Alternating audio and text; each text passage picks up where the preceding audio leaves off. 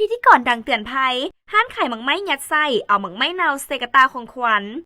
กลายเป็นประเด็นฮ้อนแฮงในโลกออนไลน์เมื่อมีพิธีกรดังโพสต์คลิปเปิดโปงพฤติกรรมแม่ค้าที่เอาหมักไม้เนาเสียมาจัดใส่กระตาของขวัญโดยสายคนดังกล่าวได้แกะกระตาหมักไม้ในราคา 300,000-400,000 กีบอยู่เขตดงโดกที่หุ่มห่อภายนอกอย่างสวยงามแต่ทางในผัดเต็มไปด้วยหมักไม้ที่ตกเกรดมีหอยซ้ำและเนาเส้นหมักแอปเปิลหมักเกี้ยงและหมักมังกรโดยมีการใส่โฟมตะนางหุ่มปกปิดไว้อย่างแนบเนียนสายหนุ่มได้ตำหนิว่าการกระทำดังกล่าวเป็นการเอาเปรียบลูกค้าซึ่งเฮ็ดให้เสียความรู้สึกทั้งผู้ให้และผู้รับพร้อมทั้งฝากข้อแนะนำว่าหากใครจะซื้อกระตาหมักไม้บ่ควรซื้อแบบที่หุ่มห่อสำเร็จรูปไว้แล้วแต่ควรยอมเสียเวลาเลือกเอาหมักไม้ด้วยตนเองเทื่อละหน่วยแล้วจึงให้ห้านจัดใส่กระตาให้ใหม่เพื่อความมั่นใจว่าจะได้ของสดใหม่และคุ้มค่ากับเงินแท้ๆหลังจากวิดีโอได้เผยแพร่ออกไปได้มีผู้คนจำนวนหลายเข้ามาคอมเมนต์แบ่งปันประสบการณ์ว่าตนเองก็เคยตกเป็นเหยื่อซื้อกระตายัดใส่หมักไม้เน่าในลักษณะเดียวกันนี้มาแล้วพร้อมบอกเป็นอุทาหรณ์และเตือนสติให้หมู่เพื่อนตลอดจนฮอดคนในครอบครัวให้ระมัดระวังในการเลือกซื้อของต้อนของฝากหลายขึ้นกว่าเก่าท่านผู้ชมวันนี้สิมาเตือนภัยสังคมหรือว่าเตือนสติน้ำกันเนาะอาจจะเป็นเรื่องเล็กน้อยแต่ว่ามันเป็น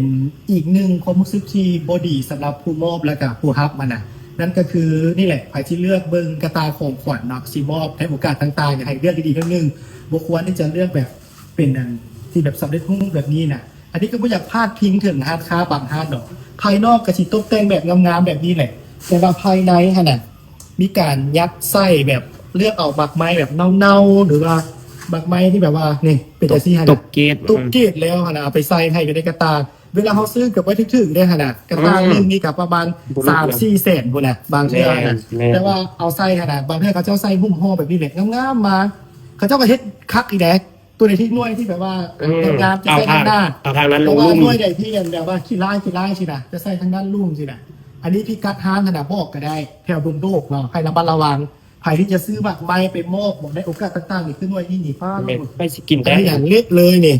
อันนี้นะเน่าแล้วนี่ถ้าเป็นมักเกี้ยงก็สิเป็นประมาณนี้เกี้ยงกับบ่ได้แล้วนี่เขาซื้อให้หัวหน้าบ่หรือว่าซื้อไปมอบอันให้ผู้เฒ่าผู้แก่หรือไปเยี่ยมยามคนในห้องหมออันบอกได้กรณีขึ้นเบิ่งมาผู้รับมันสิเป็นได้ในเรื่องของพ่อค้าแม่ค้าก็จะเห็นแก่ตู่หลายเนาะถ้าหากว่ามันหมดคุณภาพแล้วหรือมันกินบ่ได้แล้วเฮาขึ้นเบิ่งว่าเฮากินบ่ได้คนอื่นก็กินบ่ได้คือกันบ่ควรเอาสิ่งที่บ่ดีแบบนี้ไปมอบให้กับผู้บริโภคนี่คือจังซี่นะเจ้ากินได้บ่เจ้าขายได้บ่เจ้าขายได้เจ้าได้กำไรแต่ว่ามันเสียความรู้สึกสำหรับลูกค้าแต่เทื่อเดียวนี่แหละเนาะข่อยบ่อยากประจานเด้อว่าแม่นร้านใดแต่ว่าข่อยฮู้ว่าอยู่ไสเนาะอยู่จุดใดบอกได้แต่ว่าเขตดงโดกนักเรียนนักศึกษาบ่หรือว่าพ่อค้าสาวขายใครจะซื้อเป็นของฝากของโต๊ะขอให้มีสติระมัดระวังไว้บ่ควรซื้อกระตาแบบนี้ถ้าที่ซื้อเนาะเป็นเลือกเอาแล้วอันให้กับเจ้าใส่กระตาแล้วเสียเวลารอถามได้นึงบ่ควรซื้อสำเร็จรูปที่กับเจ้าวางไว้เพราะว่าเขาเจ้ามักจะโสดใส่แบบนี้แหละอันนี้ฝากเตือนไว้เด้อ